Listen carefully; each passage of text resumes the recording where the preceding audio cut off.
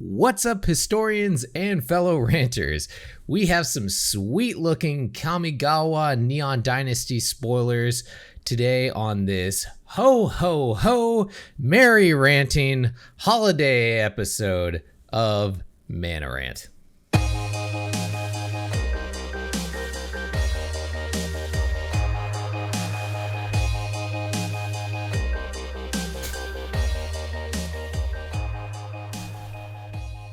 But first, I'm Hoshi, the Merry Ranter, Santa's useless helper, and you are listening to the Mana Rant Podcast, where I'm always joined by a man who is definitely on Santa's naughty list. He left some pretty bad stuff in his stocking last year, so we have Drunken Dork.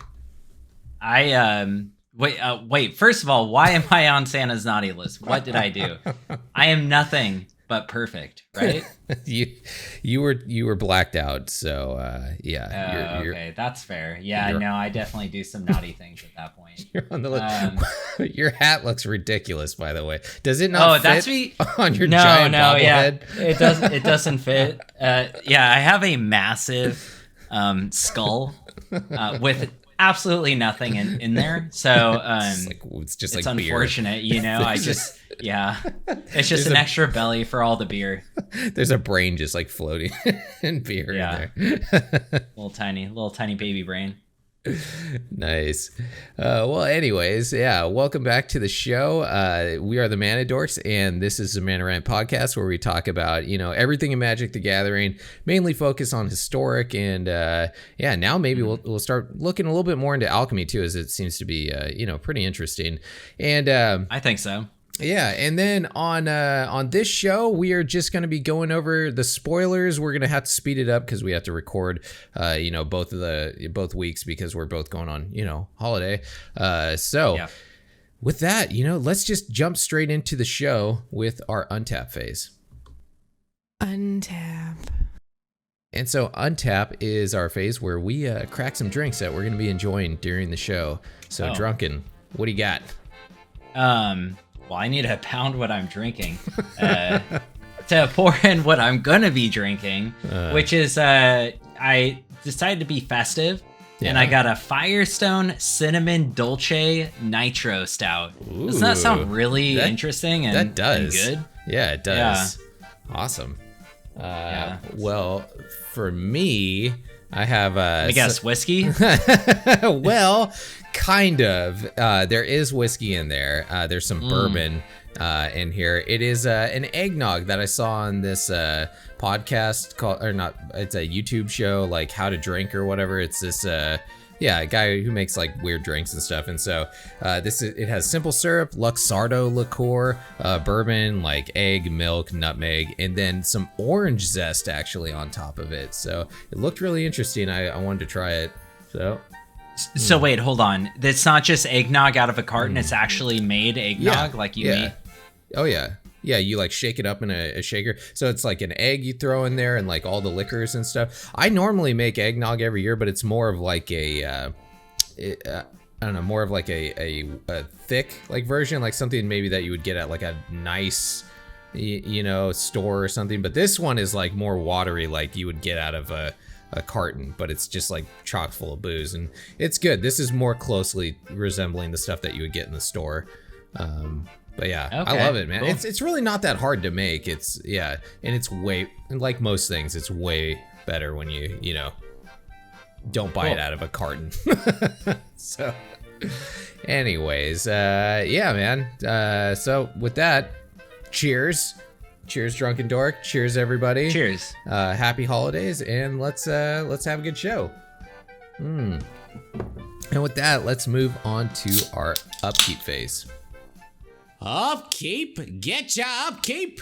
And Upkeep is our Reddit rant segment, where we look to the internet for people ranting and raving about Magic the Gathering, which is super easy to do most of the time. And we're going to one of the easier places to find these people, which is the Reddit community. So here we go. In the title of this one, you gotta love this one. It was easy to find. It says rant about net decking hate. So yeah, I was like, you have my attention.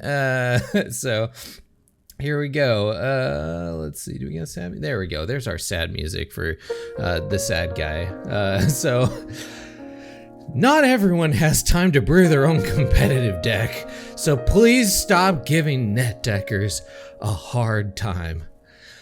I absolutely hate it when people complain about net deckers. I had a guy at my locals who would always build less than competitive homebrews. He would spend the whole tournament getting angry about losing and yelling about how we were all terrible players who only won because we were net deckers. This guy is definitely not the first and will not be the last I've seen do this. That is amazing. Have you seen a guy at a local store doing this? I've seen people online do this, but I don't think I've ever seen anyone do it in person. I've played in a lot of tournaments in my life, and I have definitely run into some salty ass people like who are like, oh, you only won because, you like, were they called net decks back then? Or, you were just playing the top tier deck.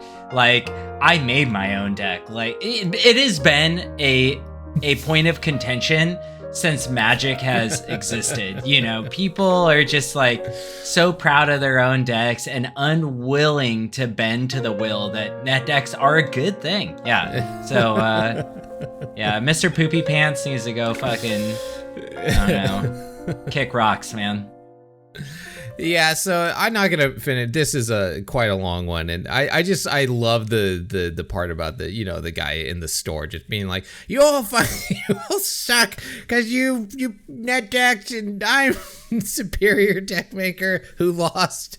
It's like, okay, dude, you're playing a tournament. Like, I get it. Like, I'm a jank player. I love playing brews that I make too, and I feel good about it. But if I'm going to a tournament where I'm trying to win, I might be trying to use a better deck, maybe one that is like proven to win. I think that's just kind of the smarter thing to do. Yeah. Maybe. I don't know. I guess you get some more like I don't know, bragging rights, I guess, if you do it with a homebrew, but absolutely, it's funny. do. Dude, these people are never going away. I love these. It's never gonna happen. They're here to stay, people. So might as well get used to it. And with that, with that holiday cheer in our hearts, let's move into our draw phase. Let's draw.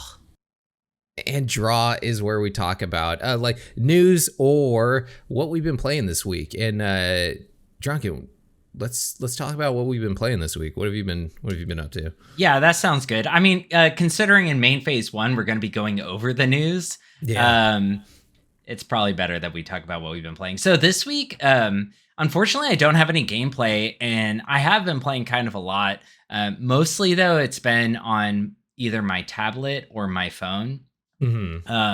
And it is it's not a tablet, it's a Windows Surface, so it's like a computer. It's kind of like it's like a bad computer.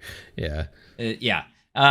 So basically I have been playing nothing but Alchemy, except for the few times I have played Historic, which Historic is still like, it's still great. Obviously I'm just like really into Alchemy right now because there's a lot of fun, interesting decks you see, even though it's kind of been figured out, I feel like at this point, where it's like dragons are a giant beater and I see it constantly and I have yet to try it.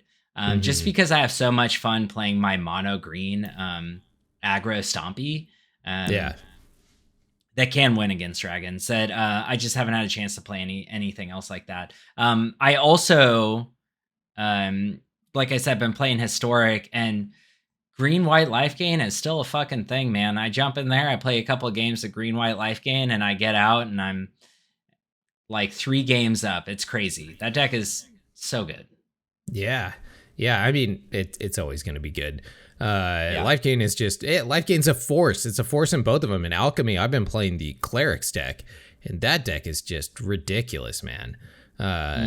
It's so good, and they just keep adding more and more crazy clerics, dude. So it's they've come out with some pretty good stops to it. That new board wipe that exiles all your stuff and then makes it cost 2 more.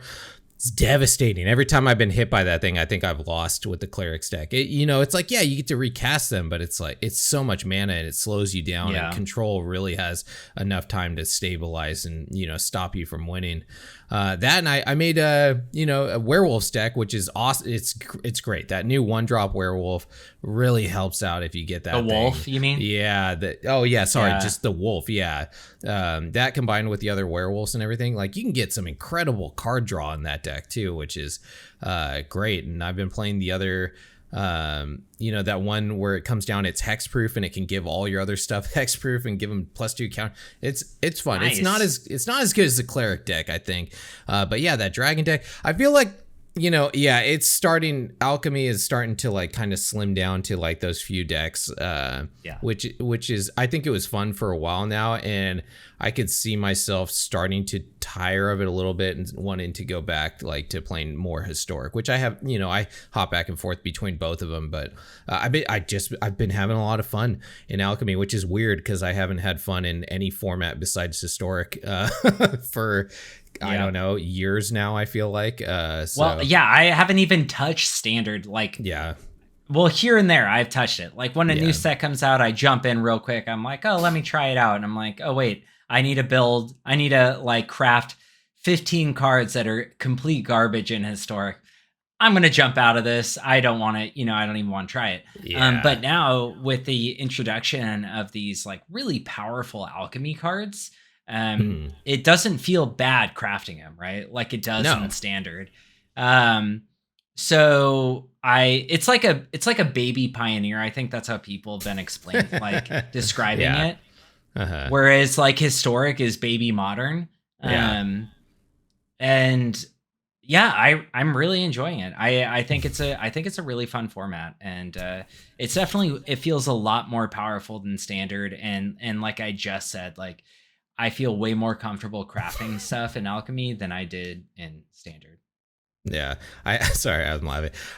When you mentioned Pioneer, I have a great Reddit rant for our next show. Next one, which is so stay tuned for that Reddit rant where he talks about Pioneer. Oh, it's great. It might be my favorite one of the year.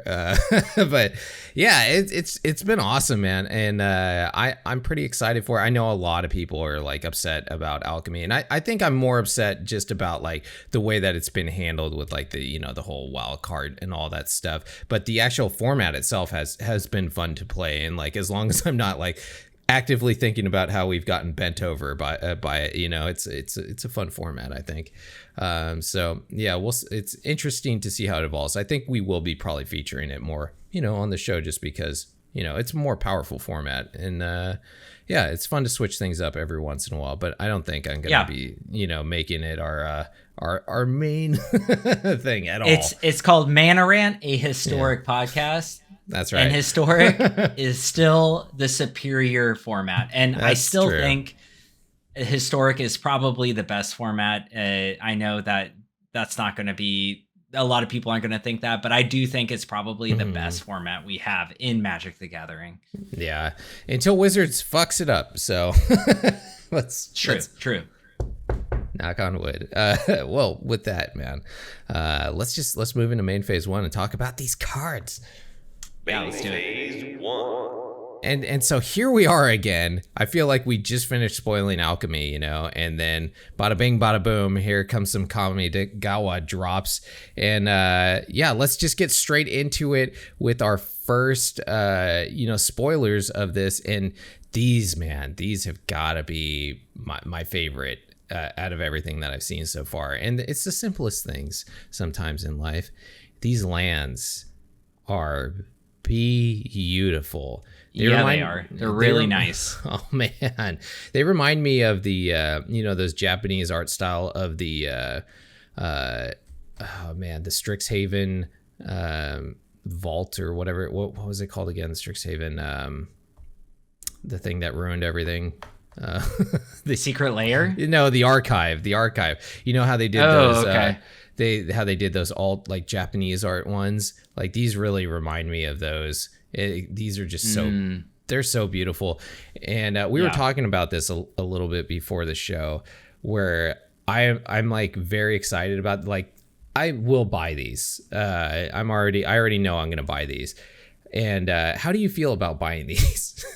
Drunken. Okay, so yeah, I was saying it before. I am awful. I don't really buy packs too much anymore. Like before a set comes out, I'll buy like the 50 packs for $50 or something, and that's about all the packs I'll get. And then I'll get packs throughout, just leveling up throughout the entirety of the what is it called?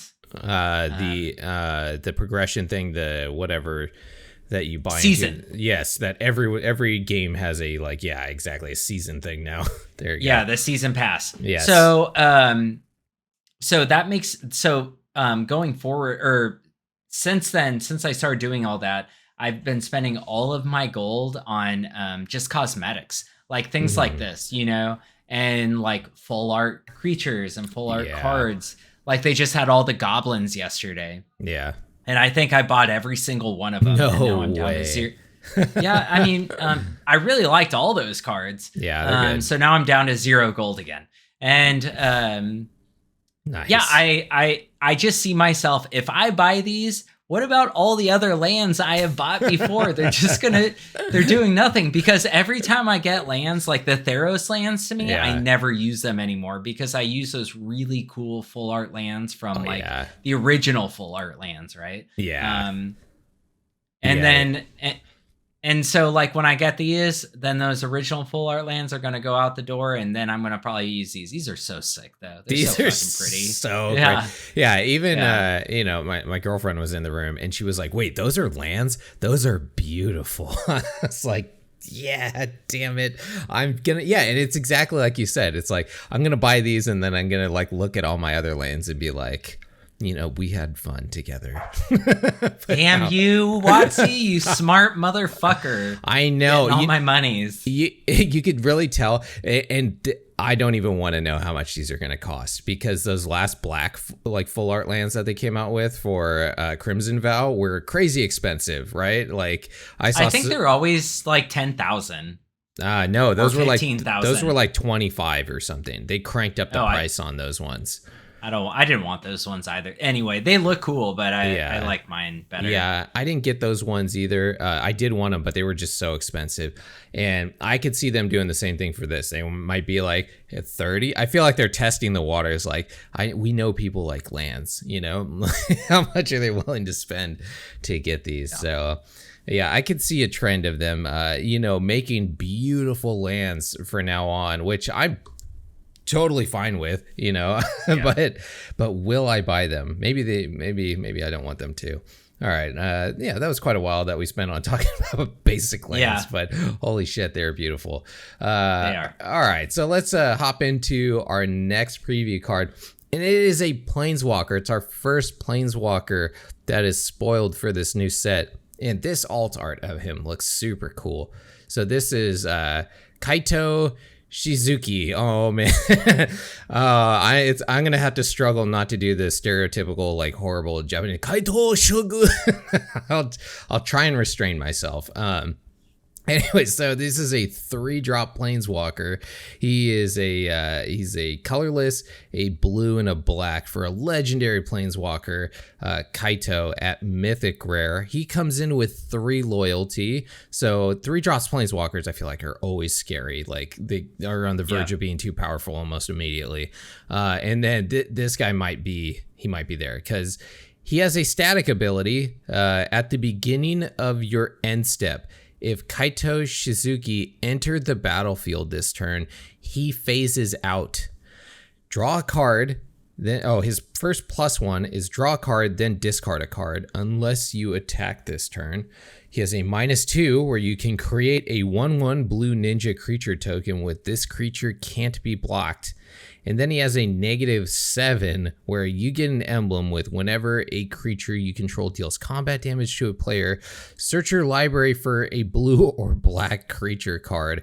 put it onto the battlefield, then shuffle. Yikes. All right, so what do you think about Kaito, Drunken?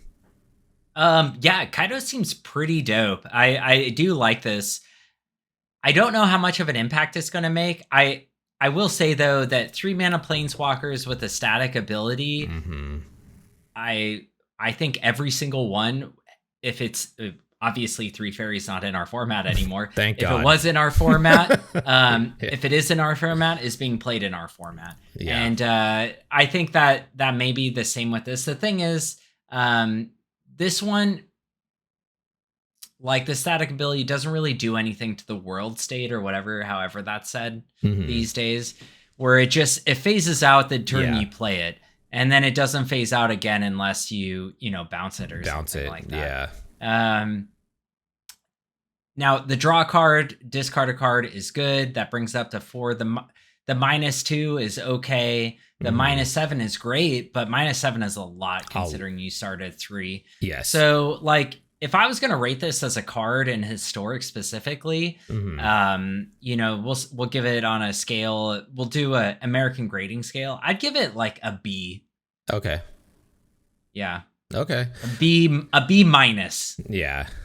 Yeah, I think it's pretty good. I think you're right. It's not like the most insane card to exist, but I really like the phasing out the turn that it comes in, because I mean, that's usually when planeswalkers are at their most vulnerable, because you've tapped out usually to play them, so you don't really have a way of protecting them. That's why, like, one of the first things I look for in a planeswalker is, do they have a way of like protecting themselves when they come down? Because if not, they might just be stuck in your hand, or you're just going to sacrificially cast the thing and be like, well, I don't have anything else to do, so I'm going to cast this, and then I'm going to get 1 activation out of it, and then it's going to die to some creature next turn.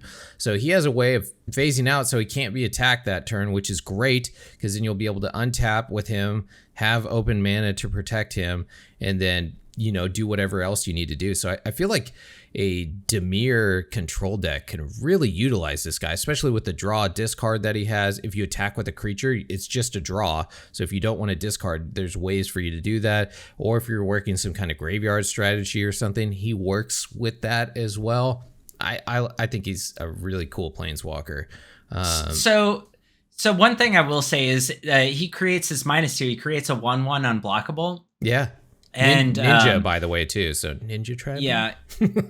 Well, Kamigawa originally had ninjutsu, right? And basically what this allows is, if they do make a good ninjutsu card, which I don't think there is any like great ninjutsu cards. No. Not amazing. They're nice. If they did make a good one, like this is the start of like something that is going to be really powerful, right? Because then you have a 1/1 unblockable. He phases out, he comes back in, you can draw a discard. And yeah, that whole thing, it could work out well. Yeah. Will it though? Probably not, I don't know. They made that commander that had ninjutsu that was really good.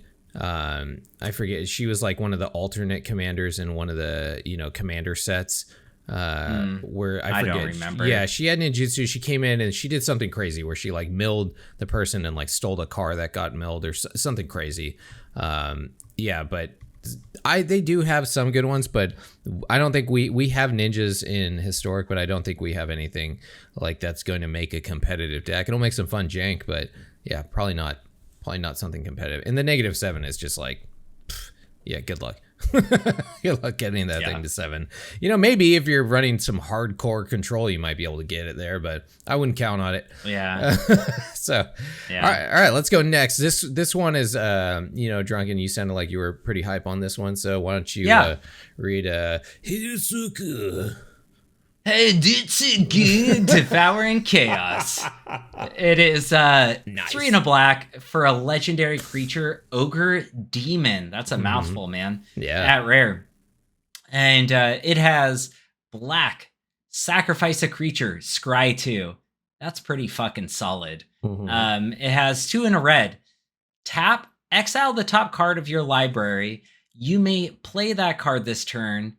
When you exile a non-land card this way, Hidetsuku! Devouring Chaos deals damage equal to the exile card's mana value to any target. That sounds probably really racist. That's not my intention here. It's just like, when I see it, I just like, that's what I think, you know? It's just fun. It's fun to say. It is. It's fun. And it is a 4/4. And I think this card, it doesn't sound great. I think it's like a C. I think just like Kaito, it's a C, but it sounds really fun. And I like the prospects of this card. And the alt arts are really cool. I like what they're doing here. I don't think we have them for you guys to see, but they basically put these like neon borders around all of the cards, and like with all these like neon glow effects and stuff. And I can't say like I can't express how much I love like the neon cyber, like the dystopian style of like sci-fi, and it looks like they are taking a very cool like Blade Runner route towards a cyberpunk style, you know? Yeah. I don't know if you remember this, Hoshi, but like way long ago, me and our friend James, we used to read this book called Neon Cyber. No, you remember that? No. Oh, it was like a Japanese. It was almost like Akira, and that's what this reminds me of, like Akira, right? Yeah. Minus the dope ass motorcycle, like this very like cyberpunky, like dystopian Japanese like art style, and I really like it. But okay, back to the card. Task at hand. I think this card is mediocre. What do you think? Yeah, I think it's mediocre. I think it's the mana cost of it. I think if it was one less, then it might like make one off in a Sakdos deck or something like that. But yeah, I think it'll maybe see play in standard, but and maybe some jank stuff. But I don't think we're gonna be seeing this in historic, unfortunately. Seems cool though. I like what they're doing. It's got some unique stuff going on.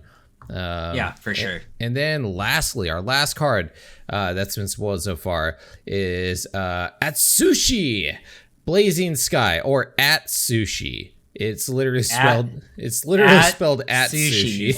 At sushi, like it's a restaurant, or like I'm tweeting at a restaurant or something. Yeah. Anyways, At Sushi Blazing Sky is a 4-drop. It's 2 colorless and 2 red for a legendary creature Spirit Dragon, and it is a flying 4/4. It has flying and trample, which already these are some pretty solid stats, I think. Then when At Sushi Blazing Sky dies, choose one. Exile the top 2 cards of your library. Until the end of your next turn, you may play those cards, or create 3 treasure tokens. So, man, this is they had Spirit Dragons in Kamigawa, so they're back again, and it seems like they had the same type of death trigger effect that the other ones had. So, what do you think about this one, Drunken? So this card actually seems really good. I wish it didn't have trample. I wish I had haste instead. But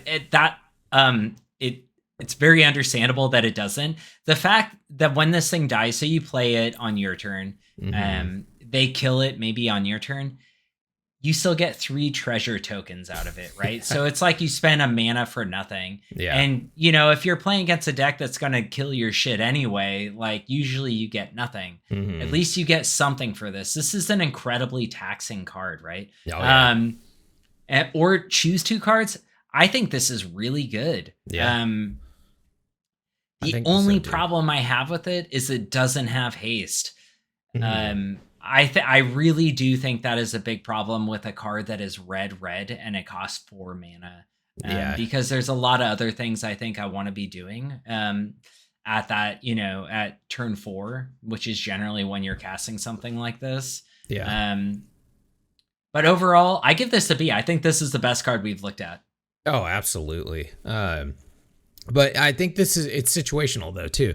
Like, what kind of deck is this going in? Like the dragon deck that's in alchemy right now. This is going to be gangbusters. I'm thinking historic only. Yeah, in alchemy, this is probably going to be a bomb. Yeah. Yeah, absolutely. Yeah, in historic, I can see it getting play, but You know, and I know exactly what you're talking about. Like in Big Red, like that deck that we play, I like the 5-drop dragon that we use, the whatever, Assault Dragon, or I can never remember the name of that stupid thing. But yeah, it has haste, and it, like, that helps. It is 1 more mana than this, which can be taxing. The stat lines are good on this. Yeah, Trample would push, or haste might just push this thing to levels where it would need to be banned. So maybe that's why they went with the trample decision here, because these are some pretty, all of this is great. It's a card that needs to die, and then if it dies, you get something for it, and you get what you need. You get to choose too. Like, hey, do I need card draw? I have plenty of mana. I don't need treasure tokens. Or, hey, do I have some giant dragon in my hand or something, or some crazy spell, and I need 3 treasure tokens. So yeah, this thing, I really like this card. I think it's great. Yeah, I think we're in agreement on that one. So anything else you think about these spoilers so far, or just Kamigawa in general? I think aesthetically it's one of the coolest sets we've had. Mm-hmm. I think Eldraine is probably my favorite set aesthetically. I just really like the fantasy, like storytelling Disney nature stuff, of that set. Yeah. The darker Disney, right? Yeah. The like Brothers Grimm type deal. Yeah, exactly. Yeah. Mm-hmm. So I'm excited to see where they go with it. But the cards so far aren't that powerful, and I don't think any of these cards are going to make an impact in our format. Yeah. Alchemy maybe, but Historic, I don't think so. I'm very curious what else they're going to make. Yeah, I think out of the ones that we've seen so far, the dragon might pop up here and there, but I do think we'll see the planeswalker. I think he has a place in like Dimir control, so I think we might see him. Other than that, I don't know. I don't think these are anything crazy yet, but I mean, we've only seen 4 cards, and I'm buying the lands. I'm buying them. Damn it. Yeah. I probably will too. I'm already just like accepted that in my soul that's happening. I'm ashamed of myself for knowing this about me, but it's what it is. So, all right. Fair. Cool. Yeah. So let's move on to our combat phase. Dorkish combat. All right, and combat is our horseshit card game hosted by Drunken Dork. Take it away. All right, everybody, what's up? This is the horseshit card game. Hold on while my unprofessional self finds it. Okay, there it is.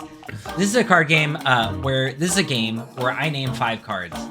4 of these magic cards are from our beloved historic format, and 1 of them isn't. So we're taking it back to how it was, back in the day. How do you feel, Hoshi? I feel great knowing that. Okay. I much you prefer think the you might older get format. this? Maybe. I mean, I don't know what we're playing, but I do prefer the older format than the what does MTG Goldfish think is the top 10? That one. Okay. Those I did terrible on those. All right. Well, so this is all from Jumpstart. Okay. And except for one of them, of course. And one of the cards is just not in our format at all. Okay. All right. So it's up to you to figure it out, and all you other people out there. Yes. All right. All right, Hoshi. Let's start it off. The first one is going to be Thraben, Standard Bearer for 1 white mana. Okay. Is a creature, human soldier. And it says 1 and a white, tap, discard a card, create a 1/1 white human soldier creature token. And it is a 1/1. Okay. The next one is World Weary. It is 3 black for an enchantment aura. It says enchant creature. Enchant creature gets -4/-4 and has basic land cycling for 1 and a black. The third one is Igneous Elemental. It's 4 red for a creature elemental, and it says this spell costs 2 less to cast if there is a land card in your graveyard. When Igneous Elemental enters the battlefield, you may have it deal 2 damage to target creature, and it is a 4/3. Okay. Then we have Markov Crusader. 4 and a black for a creature vampire knight, has lifelink, and says Markov Crusader has haste as long as you control another vampire, and it is a 4/3. Okay. And then finally, we have Foul Watcher. It is 1 and a blue for a creature, Nightmare Bird. As flying, and says when Foul Watcher enters the battlefield, surveil 1. And then it says Delirium. Foul Watcher gets +1/+0 as long as there are 4 or more card types among cards in your graveyard. And it is a 1/2. Okay. Oh man, it's got Surveil and Delirium. That is a odd mix. Okay. Man, this is toughie. Foul Watcher seems like there's like been a bunch of like weird like Raven Bird stuff recently, so I'm gonna guess that is in here somewhere. The Markov Crusader he might be from one of the older sets. I think that maybe we don't have in Historic yet, so maybe on him. The Ignis Elemental sounds familiar, so I'm just gonna go ahead and say maybe he's in. World Weary, I don't think I've ever seen before. It's got basic land cycling, so that seems decent, I guess. I mean, 5 for -4 removal is pretty bad, but I guess it's got the cycling in there, so maybe it might have found its way into some terrible cycling deck or something. And then the Therabrand Standard Bearer, I don't know about that one. It could be in. It's pretty bad for a human white soldier. I have spent a lot of time looking at human 1-drops, so let's see. Discard a card and create it. That sounds familiar. That sounds like a familiar thing that I've seen on a human before. So I'm gonna go ahead and guess that one is in there. Damn it. Okay, so now I'm in between the black cards. The World Weary and the Markov Crusader. You know, the Markov Crusader is pretty bad, so, and not very unique. So maybe I could have glanced over him. So I think I'm gonna go with World Weary, the aura, the enchantment aura. So final answer. So, all right, Hoshi, Yeah. World Weary, and in our Twitch channel we got Scott is Lost. Nice. Also chose World Weary, and Good well, pick. fellas, Good pick, maybe. you are unfortunately. No, you're right. Yes! You're right this week. I am wrong. Oh man, I Yeah. failed miserably. Woo! Oh, good job, y'all. Good job. Yeah. Oh man, yes, dude. Yeah. High five, chat. Awesome. And Drunken, for you, of course, we have. So you get nothing. Yeah. You lose. You do. Good day, sir. Yeah. Good day. Yeah. Thank you. Awesome. That was a toughie. You know what? There was a couple of those that I could. Where's that bird? Those are all from Jumpstart, huh? Okay. Those are all from Jumpstart except for World Weary. Yeah. Okay. Yeah, that makes sense. Some of those are weird. I've never seen any of those. So I think that their brand one maybe was the only one where I was like, They're all common. So sounds yeah, they're not familiar. cards you would use ever. Just you would use them if you're playing Jumpstart. Right? Yeah. Okay, cool. Well, I hope, I said, what do I win? You win the superiority over Drunken Dork, which is... That's true, yeah. Yeah, the gift that keeps giving year round and round and round. And you also win the fact that, that Michael Apollo also probably lost this one too, which is just a certainty usually at this point. So. Yeah. All right. Well, with that then, I hope everyone else out there got that as well. And we will move on to main phase 2. Main Phase 2. Main phase 2, we got nothing this week. Main phase 2 is going to be our, our episode that we're going to film right after this, which is going to be coming out, the week after Christmas. Where we are going to be going over what are we doing for next week, Drunken? So for for next week, we're going to be going over. I posted in our Discord, which if you are not part of our Discord yet, you should join it. I posted in our Discord and Reddit. What was your favorite card of, or what did you think was the best card, creature card, non-creature card, deck, set of 2021? And then I asked a few other questions just because I want to know people's personal opinions, like what was the best card, what was their personal favorite card. And we're going to be going over a lot of that next week. So yeah, please.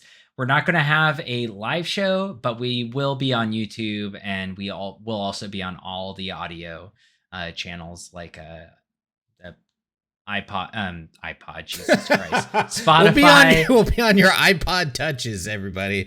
Yeah, Spotify, iTunes, Amazon Music, stuff like that. Yeah, Zoom. You guys got those Zooms, right? The Microsoft Zooms. Yeah. I think I still actually have my Zoom, by the way. Yeah, we'll be on those too. All right. Yep. With that, let's move on to our end step. End step. And our end step is where we just talk about what we got going outside of the world of Magic this week. Drunken, what do you got going on? Any nerd stuff? Okay, so I am going to do a plug real quick. Sure, do it. Shameless. Yeah, I am a terrible husband because my wife. She's like her real job is she's an artist. Yeah. She's been painting and doing stuff really good her entire life, and she actually sells her stuff, and I have never plugged it. Mm-hmm. And every week I'm like, I tell myself before the show, oh, I'm gonna plug my wife, and I never do. Anyway, she has a website, and she sells things like art prints and pins and stuff like that. And you can find her at HiKoMary. It's HiKoMary.com. And so her stuff is very feminine. Mm-hmm. So, I mean, if you're a dude and you want to buy your significant other or something, it's a good place to go because she has pins and shit, and she has art pieces, and they're really cute. So, go give it a look. Her art's sick. She helped out with the with our new label and stuff too that we got, right? Our new like thumbnail. Yeah, she did. Yeah. Absolutely. Yeah, awesome. Cool, man. Well, at least you decided to be a good husband for once in your life. For once, yeah. Well, we could just throw the website down in our down in the comments too if anyone wants to check that out. And that would be supporting the show in a at least drunken in a way, helping the beer flow, I guess. So yeah, dude, I'm just really excited for The Witcher and Wheel of Time right now that are coming out. Yeah, my high fantasy. Wheel of Time is cheesy as fuck, but it's also good. I like that kind of fantasy cheesy. Yeah, exactly. I read some reviews on it at first, and I was like, oh man, because like Jeff Bezos was like, I want my my Game of Thrones or whatever, and so like I feel like that soured the taste of it for a lot of people because he's a terrible person who says weird shit like that. And then the articles I read, they were comparing it to Game of Thrones a lot, which I would compare it way more to like Lord of the Rings. I get way more Lord of the Ringsy vibes out of it than Game of Thrones. I get like fucking, I don't even know, dude. It like, to me, it's neither. It's like CBS made a fantasy show, but they got a much higher budget, way bigger budget. Yeah. It is. I think the fantastical elements are very cheesy in it, but overall, I do like it. You know what? I remember when Game of Thrones started off, though, I did not like it for like the first like 2 or 3 episodes. I was like, yeah, whatever, and then it's super political though. Yeah. It's way different. Yeah, it is way different. But then I got started getting way more into it, and I've kind of noticed that with this show too. I'm starting to get like way more invested in it. So yeah, I like it. And then The Witcher, I fucking love The Witcher. So I'm really excited about that too. So after I'm done editing and doing all this stuff and finishing Presents, I'm going to be binging. I'm gonna stick an IV in my arm and then not leave my couch. So I'm pretty nice. I'm pretty excited about that. All right, let's move to our last phase. Unless you got anything else for this. Nope. All right, let's go into cleanup. Cleanup. And cleanup is social media promos, where we, talk about the stuff that we got going on, where you can check us out. We have a YouTube channel where we videotape this, and then we have a Discord where you can sign up and come talk with us and other awesome people about all kinds of Magic stuff on there. It's growing all the time, and we're adding new channels and fun stuff to it. And we got some mods on there now, so things are going good. And then we stream this live on Twitch most of the time. We try and update as best we can because our schedules do change around a little bit. I wish we can just have one solid time every week, and we try and do it Thursday night, but things just move around. And then we're on all of the podcast things out there. So, we also have an Aether Hub where we make decks and we post them there if you want to check those out. Or we put them in our, the Discord links too. So if you guys, we have a deck list channel in there where people share stuff too. Yeah. So check them out there too. And, they say, leaving a comment or liking, it helps, but I don't ever do that. So if you don't do it, I get it. But if you do, it helps to show out. So, we'd appreciate it, I guess. Thumbs up and likes are always appreciated. Sure. I mean, it makes us feel good, but you know what? If you don't, dude, I get it. I get it. All right. And with that, let's just go to our discard phase then. Discard phase. Drink them up, boys. You ready? Dude. Yeah. So discard phase, I'm just going to say it, is where we finish our drinks. And we are doing a whole nother podcast after this. Yeah, we are. I am going to be fucked. This is already like beer number 4 for me. So, like I said before, we're not going to be live next week, but we will be on YouTube and we will be on the audio channels. Yeah. And look forward to my eyeballs looking like 3 different directions. Yeah, man. And with that, I hope everybody out there, you guys have a great holiday, whatever you're celebrating. And, cheers, everybody. We'll see you again next week right here on Mana Rant. Cheers, Bye, everyone. Cheers. Cheers, Hoshi.